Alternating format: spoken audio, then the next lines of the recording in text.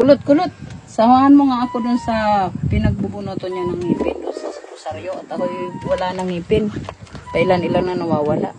Huwag na ho kayong pumunta doon at ako mayroong pinagawang postiso para sa inyo. Aray ho, apat. Mamili na lang ho kayo kung sino ang kasya din eh. Ay, siyempre naman, aray ho, Abay, oo nga, ang mamili bilis. na lang ho kayo ng kasya sa inyo. Ay, saan nga din eh? Ito kay kasya, isa liit naman ito. Ay, ang laki ng butas ng, ay, bunganga ko, hindi ito kasya yata. Ay, kasya ho yan, banatin lang ninyo. Babanatin ko nga. Banatin ka natin kung makasyahin mo nga sa ngipin mo, ma. Wala, patingin nga. Hindi eh, ako'y bungal din eh. Ano, kasya ka kalita lang.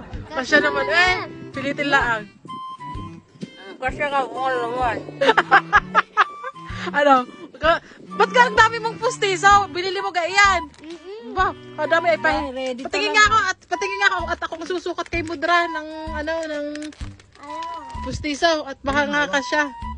Baka nga, datry ko din sa mama. Ako, Kasya naman pala titang mudra. tingin nga, Ayun nga eh, kasya nga. Kasya nga ano? Hindi mo na kailangan pumunta ng Rosario. Libre na yan, ano kulot? Ayan. Ay, salamat naman pala. Ay, shout out ka muna sa aking mga kabudol. Ay, sa tatho, sa mga kabudol ng tita Dens dyan, ay kayo ay laging mag-iingat. Ayan, maraming salamat. Yan nga mga kabudol, feeling close na ang dalawang yan. Di ko nga alam kung saan dadalhin ni Mudra si Kulot. At maraming salamat din po pala sa inyong mga kabudol sa patuloy na sumusuporta sa amin. At syempre kay Kulot din po, maraming salamat. Mag-iingat kayo lagi.